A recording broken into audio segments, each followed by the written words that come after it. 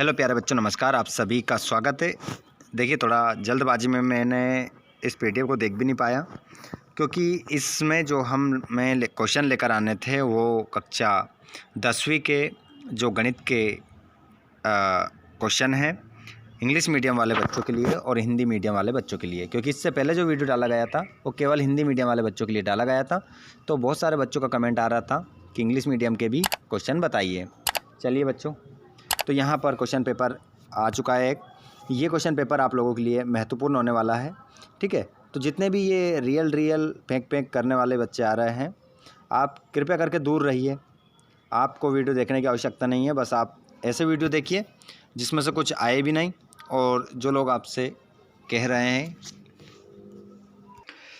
तो बिना देर किए हम स्टार्ट करते हैं पहले प्रश्न से। सभी इंग्लिश मीडियम के और हिंदी मीडियम के जितने भी बच्चे हैं सभी के लिए ये प्रश्न बहुत ही महत्वपूर्ण होने वाले हैं। तो सबसे पहले सही विकल्प चुनकर लिखना है। देखिए, पहला प्रश्न है कि किसी पूर्णांक Q के लिए प्रत्येक धनात्मक विषम पूर्णांक का रूप होता है। तो इसका जो आंसर होगा वो होगा 2Q + 1। 96 और 404 का HCF होगा, तो इसका जो HCF होगा वो होगा 4। अगला प्रश्न है, यदि A1/A2 = B1/B2 = C1/C2 हो तो समीकरण निकाय A1x + B1y + C1 = 0 तथा A2x + B2y + C2 = 0 का अनंतः अनेक हल होंगे। अगला प्रश्न देखेंगे, वर्ग समीकरण ax² + bx + c = 0 के मूल वास्तविक नहीं होंगे यदि आपका आंसर हो जाएगा b² - 4ac। आप वाला आपका राइट आंसर हो जाएगा। अगला प्रश्न को आप देखेंगे, यदि एक वृत्त का परिमाप और क्षेत्रफल संख्यात्मक रूप से बराबर है तो उस वृत्त की त्रिज्या है, तो उसका आंसर हो जाएगा 2 मात्रक। जो रेड पेन से निशान लगे हैं वो आपके राइट आंसर होंगे। अगला प्रश्न है, एक घटना जिसका घटित होना असंभव है की प्रायिकता होगी, तो इसकी जो प्रायिकता होगी 0 आपका राइट आंसर हो जाएगा। अगले प्रश्न को देखते हैं। इंग्लिश मीडियम वाले अपना आंसर यहाँ पर देखेंगे, उसके बाद में अगला प्रश्न आपका रहेगा प्रश्न नंबर 2, रिक्त स्थान की पूर्ति करना है। एक सिद्ध किया हुआ कथन जिसे अन्य कथन को सिद्ध करने में प्रयोग करते हैं उसे हम कहते हैं प्रमेयिका। ax² + bx + c बहुपद का उदाहरण है, तो आंसर हो जाएगा द्विघात बहुपद का उदाहरण है। अगला प्रश्न, वह समीकरण जिसमें चर राशि की अधिकतम घात 2 हो तो उसे समीकरण कहते हैं, तो उसे हम कहते हैं वर्ग समीकरण कहते हैं। अगला प्रश्न, समांतर श्रेणी 3/2, -1/2, -3/2, का सर्वांतर d बराबर क्या होगा, तो इसका होगा -1। इस खाली स्थान में क्या होगा, -1 का सर्वांतर d। अगला प्रश्न देखेंगे, त्रिज्य खंड का क्षेत्रफल का सूत्र होता है, तो Q/360 × πr² आपका राइट आंसर हो जाएगा। अगला प्रश्न देखेंगे, घनाभ में कुल 6 फलक होते हैं।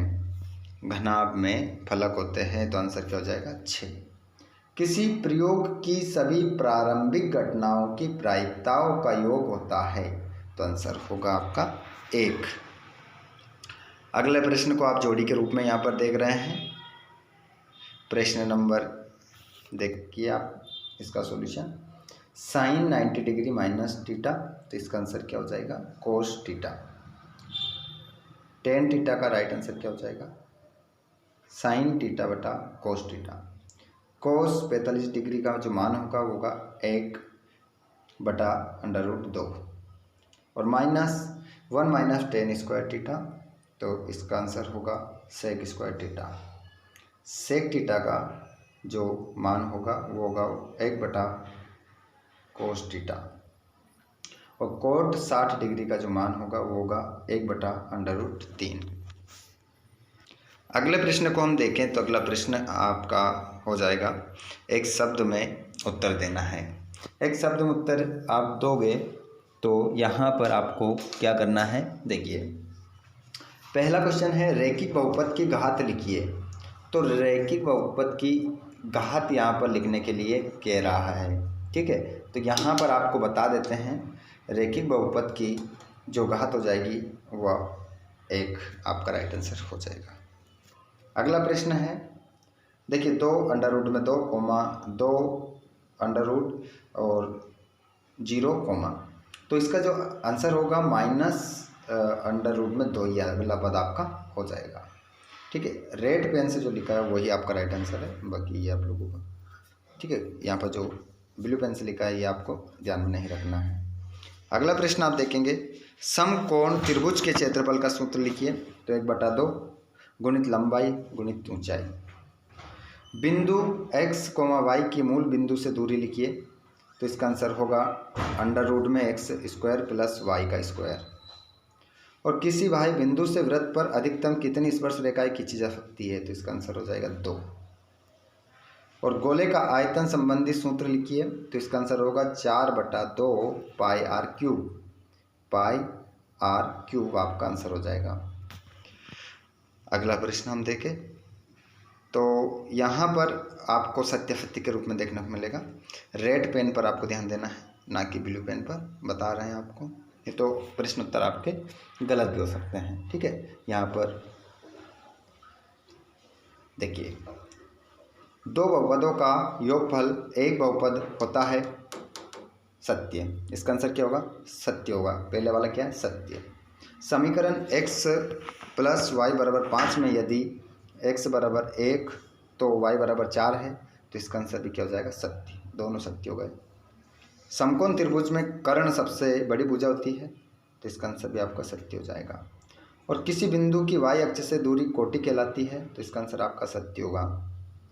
और वृत्त को 2 बिंदुओं पर प्रतिच्छेद करने वाली रेखा को स्पर्श रेखा कहते हैं, तो इसका आंसर क्या होगा, आपका सत्य होगा। वे वर्ग जिसकी आवृत्ति बारंबारता अधिकतम हो बहुलक वर्ग कहलाता है, तो इसका आंसर भी आपका क्या होगा, सत्य हो जाएगा, ठीक है।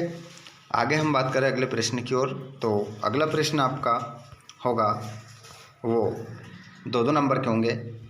तो यहाँ पर आप 6 नंबर से लेकर 2-2 नंबर के रहेंगे आपके, ठीक है।